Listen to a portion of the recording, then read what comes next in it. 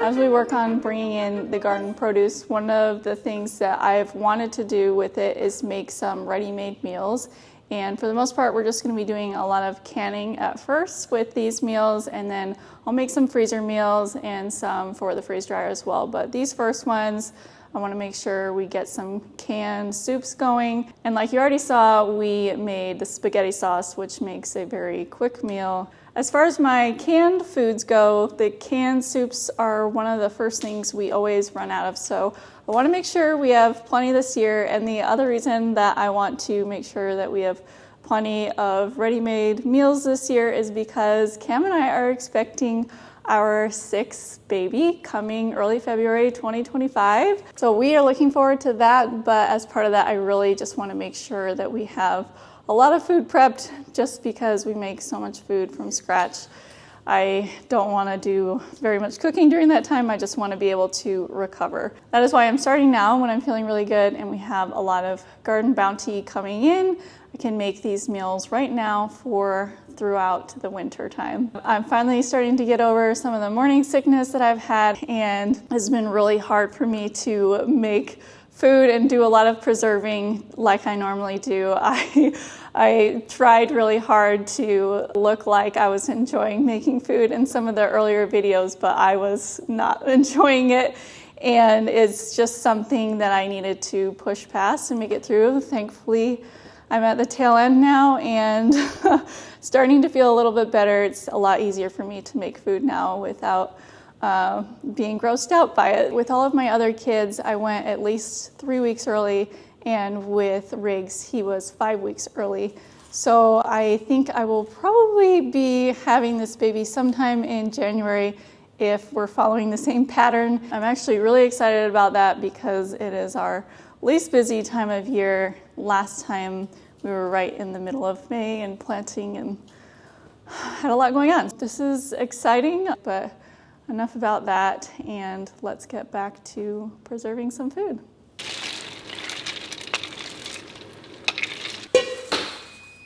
In addition to the soups that we already know that we love, I wanted to try some new ones for this year, and one of the new ones that we're trying is Minestrone Soup. So right away when I looked at this recipe, I noticed it said it made 7 quarts, but it seemed like the amount of vegetables was a little bit off. For example, it called for 1 cup of potatoes for all 7 jars. So I ended up doubling the recipe so that if it was accurate, I would have 14 jars. If it was not accurate, at least I would have a full canner load. Being off in the actual end yield is really pretty common in canning recipes. Sometimes it's justified because with things like tomatoes, they have varying water content. And so depending on how much water is in the tomatoes or how long you cook the tomatoes, the end yield could be different. We had pre-picked most of the ingredients for this soup, but I was still missing the potatoes, so I had asked the kids to go out and get some potatoes for me so we could finish making this recipe. All of our potatoes were still in the ground at this point, and we had not harvested or cured any of them. However, they were all ready and mature. Aside from the potatoes, we also harvested some fresh oregano and basil.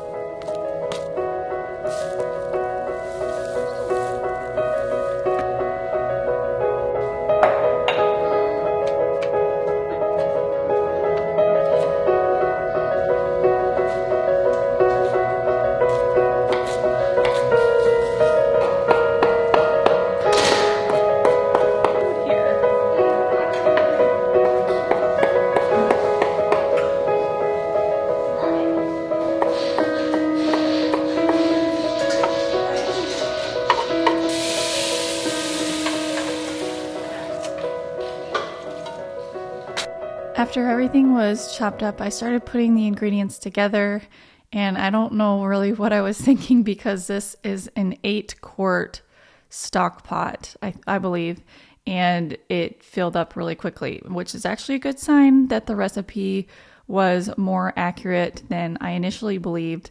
So I was hoping that I would get the 14 jars that I had planned, but then it came time to fill the jars. This recipe calls for white beans, and it said to divide the beans between the jars, and I had actually weighed and measured the beans so I would have exactly the right amount for each jar. So once I put the beans in and the vegetables in, I noticed really quickly that this recipe definitely did not have enough vegetables for my taste. It doesn't seem like very much vegetables per jar. No, but it is a soup. So it shouldn't, it's not like... It's not like chili where it needs to be like full. I'm gonna add more. I'm just gonna make less jars. So you doubled the vegetables and it's still like this? I doubled it, so it should make 14 in theory, but... Okay. Yeah, that's strange. It had said in the recipe that you could fill up the rest of the jars if you didn't have enough liquid with water, and I just didn't want to do that. I wanted more vegetables than that. So that was a little bit frustrating to me, and I ended up putting more vegetables in each jar. Even though I did a double batch of this recipe and it should have made 14 jars, I actually ended up with 7 full jars, and then I probably could have made 2 more full jars out of this, so 9 quarts total. So that is how off this recipe was. And like I said, this is fairly common among canning recipes. Sometimes they are just way off and you just have to work with it. So that is why I double a lot of times so that at least I can get a full canner load. I was going to do the last 2 jars, but I actually opted out of doing that, and I took the last 2 jars worth of soup and I put them in my pressure cooker, the Instant Pot, and cooked them, and we ended up just eating those for dinner.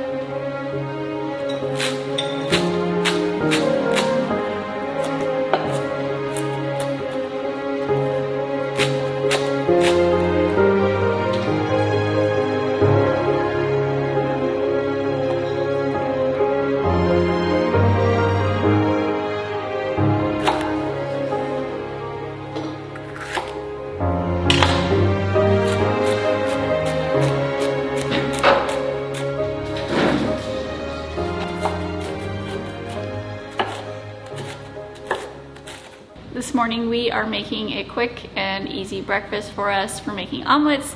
I also make omelets for dinner as well on busy preserving days, and I want to show you how I make these with my carbon steel pan that is made by Made In. Made In is the sponsor for this video. They make professional quality products for the home cook, and I absolutely love all of their products. They are used in over 2,000 top-rated restaurants and hotels across America, and they have over 100,000 five-star reviews from press and customers. Now they have another one from me because I definitely give them 5 stars. If I could give them 10 stars, I would. I really love using all of their cookware. A lot of times when you're making eggs or making an omelet, they say to use a nonstick pan. So many nonstick pans are coated with a toxic coating, and if you're wanting to avoid those toxic coatings or just all nonstick pans in general, then a carbon steel pan is a great alternative option.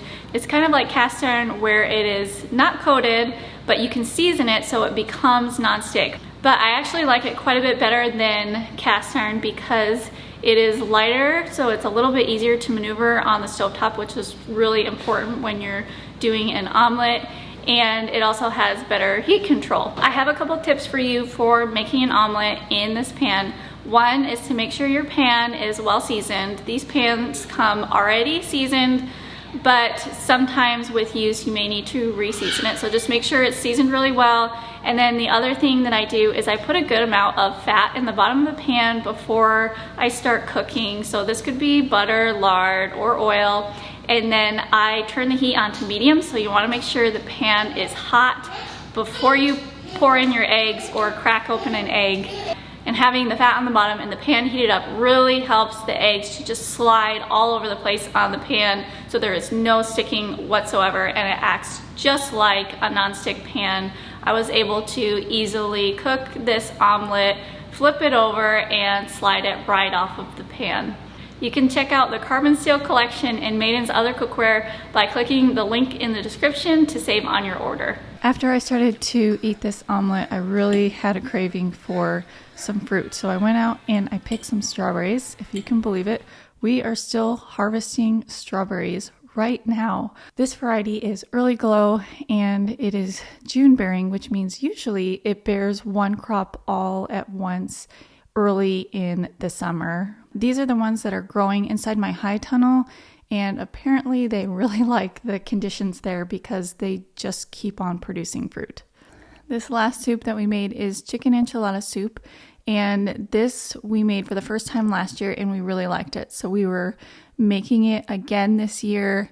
I knew from experience that this recipe is quite a bit more accurate as far as yield, so no worries there. One of the things that's interesting about this recipe to me is it calls for boiling all the chicken prior to making the recipe. So what I was doing at the beginning there was boiling up a bunch of chicken thighs, I believe it was. There are a lot of steps to this recipe because it is made so much from scratch. So after you cook the chicken, you have to separate all that from the bones and shred it up and chop it, and then chop all of the vegetables. And for the tomatoes, I needed to take the skins off of the tomatoes. So that required me to boil them and then put them in an ice water bath. And then I just peeled off the skins. You'll notice here I am not using any Roma or paste tomatoes, which is what the recipe calls for. The reason for that being we were pretty low on Roma tomatoes. So I had a couple in here, but I actually used a lot of slicing tomatoes just so I could use them up because Dax had planted so many of them and they were just going bad on our counter. So I ended up adding a couple more tomatoes than the recipe called for, just because slicing tomatoes have so much extra water in them that I knew that if I did exactly what the recipe said, I would not have enough tomatoes. That bouncer.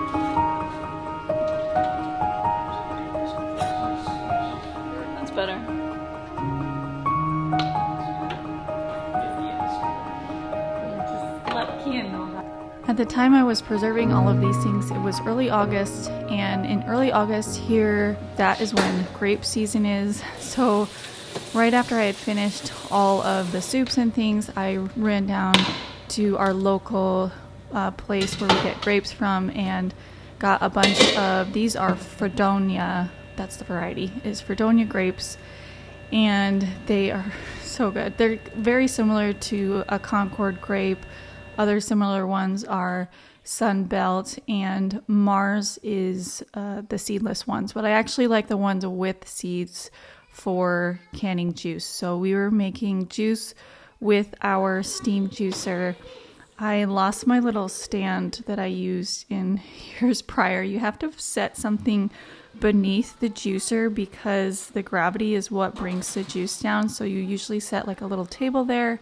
And I don't know what I had used in years past, but the little table thing I used this year was not that great. So I just put the stuff in there, and then I ended up taking the jars to the counter and making sure that the headspace was accurate, and then putting the lids on and processing the jars. The other thing that I did differently this year is I made a bunch of grape pulp with the leftover grapes that were in the juicer.